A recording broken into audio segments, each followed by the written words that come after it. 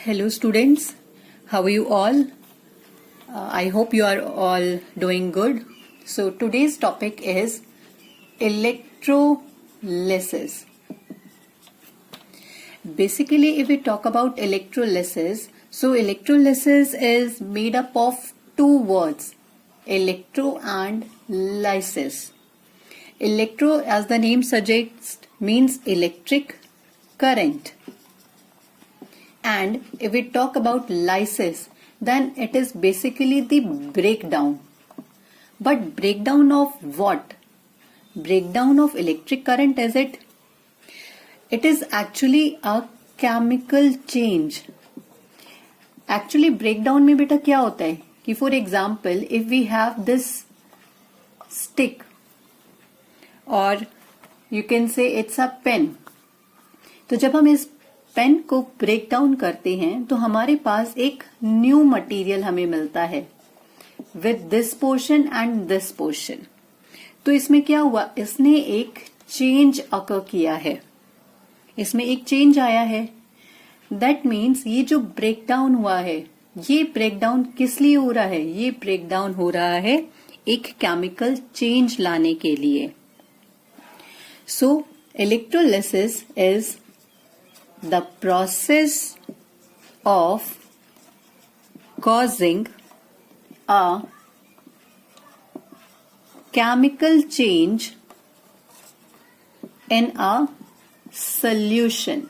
like कोई भी अगर solution है उसमें जब हम एक chemical change लेकर आते हैं by passing through electric current, bypassing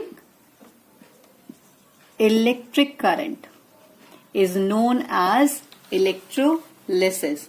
So this is basically electrolysis कि जब हम एक सॉल्यूशन में, वो सॉल्यूशन आपको कुछ भी हो सकता है, वो चाहे आपका एक कोई एसिड सॉल्यूशन हो, सॉल्ट सॉल्यूशन हो.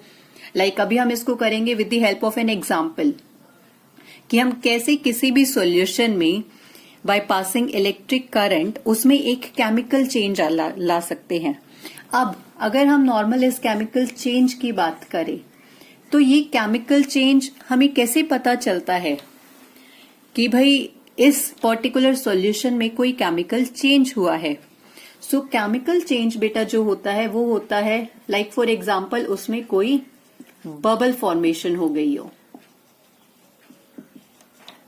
ओके कोई बबल फॉर्मेशन हुई हो, या फिर हम उसमें बेसिकली इलेक्ट्रोड्स यूज करते हैं तो उस इलेक्ट्रोड के अराउंड बबल्स आ गए हों.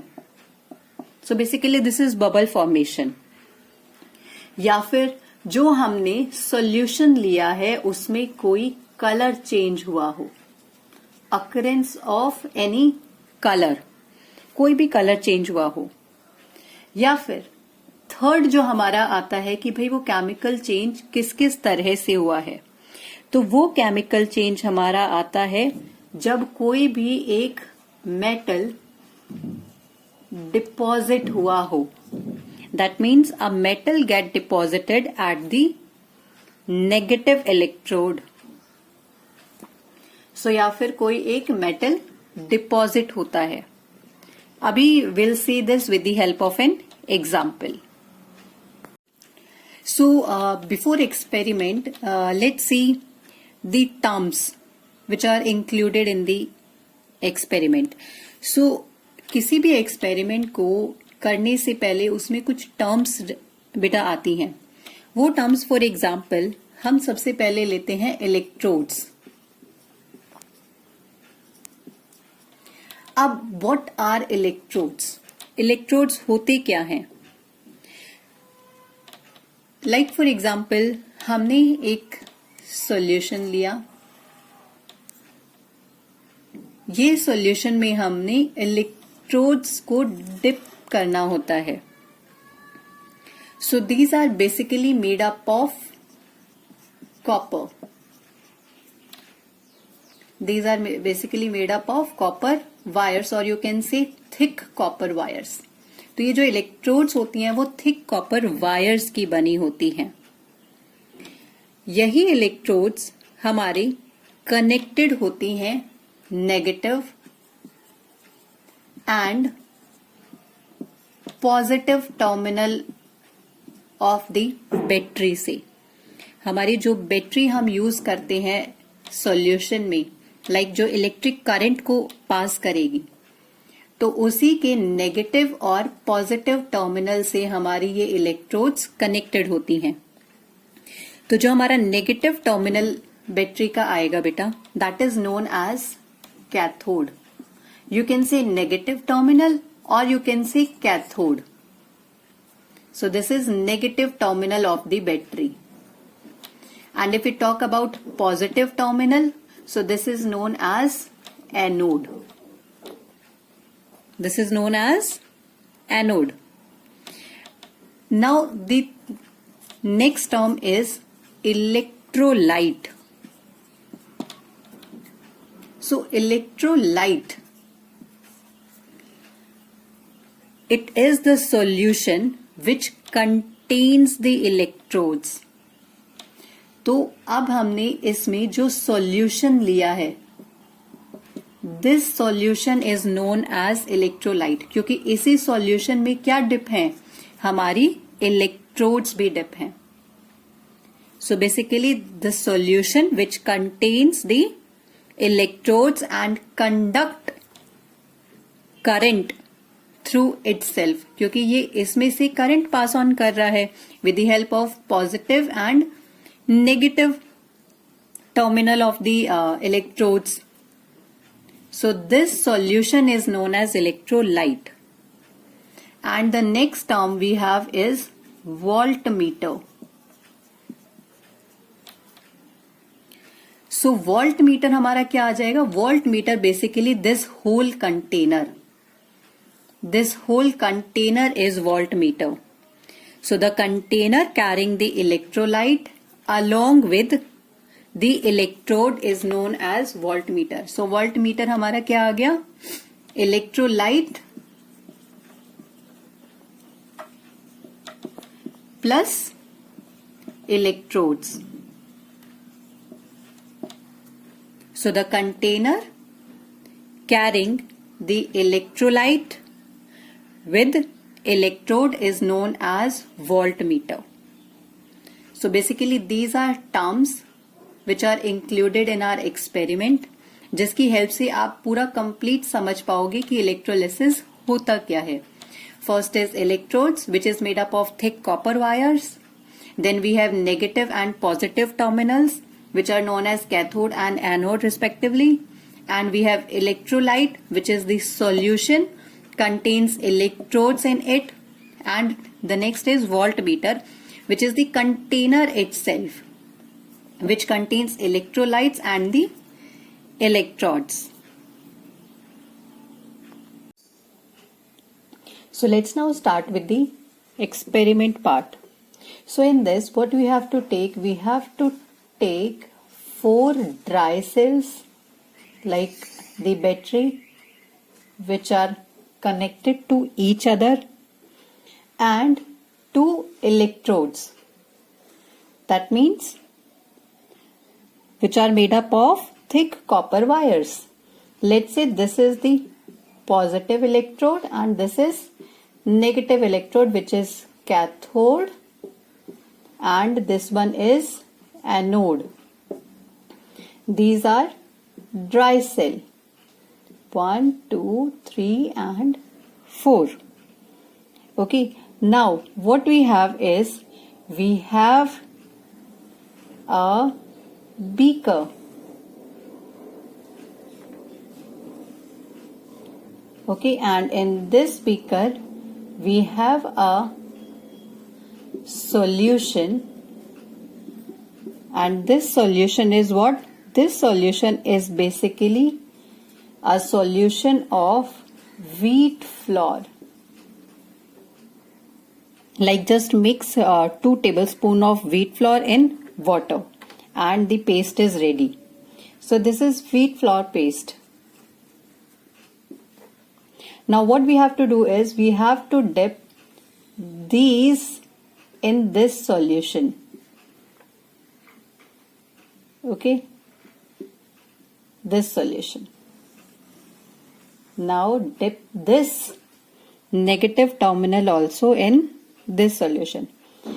And if we switch on this, like when the electric current passes from positive terminal and from the negative terminal, we have a bluish green appearance. This will take only about 30 minutes. तो 30 minutes में आपको आपका result मिल जाएगा. So basically this is for passing electric current. These are the electrodes, positive and negative terminal. This complete container with the electrolyte and with electrodes is known as voltmeter, and the solution which carry the electrode is electrolyte. So this is electrolyte.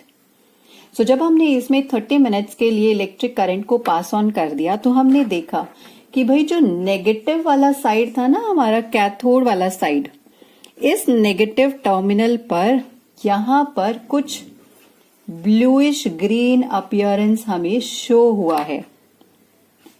That means it's a chemical change. इस wheat flour में जब हमने current को पास किया, इस paste में, इस solution में जब हमने इस करंट को पास किया तो हमने देखा कि भाई नेगेटिव टर्मिनल पर ब्लूइश ग्रीन अपीयरेंस कुछ आया है.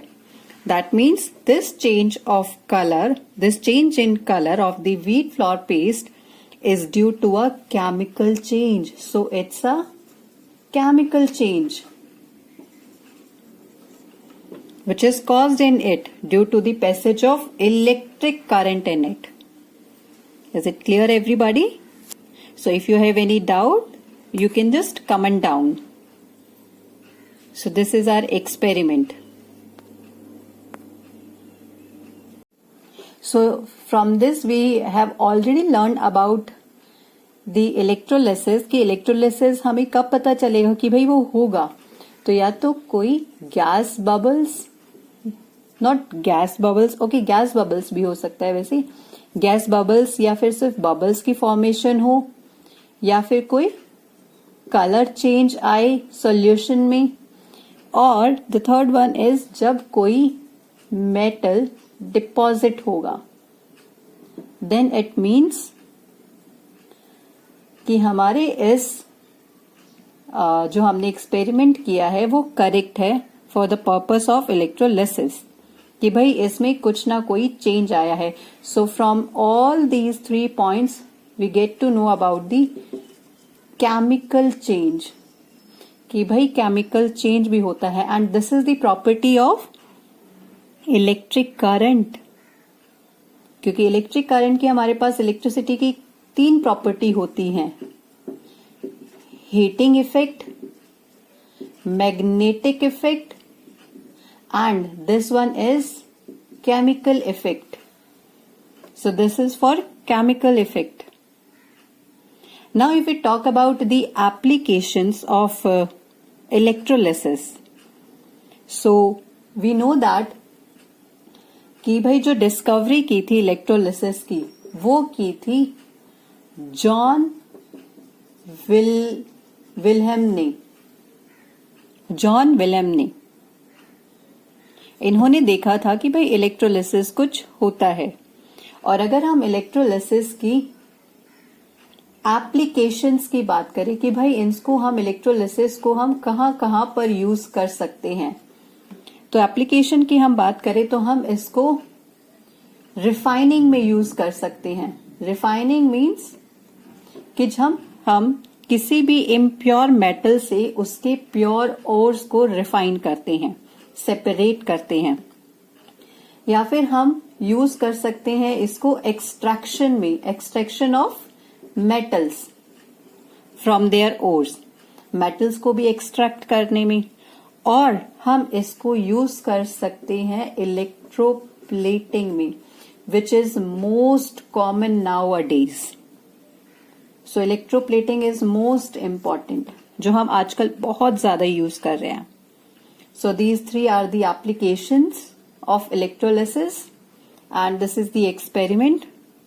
आई hope you all understood this. और अगर फिर भी आपको कोई डाउट हो तो you just comment down. I will surely help you out. And that's it. Thank you so much. And if you like this video, so keep sharing this video and subscribe to my channel. Thank you so much, students.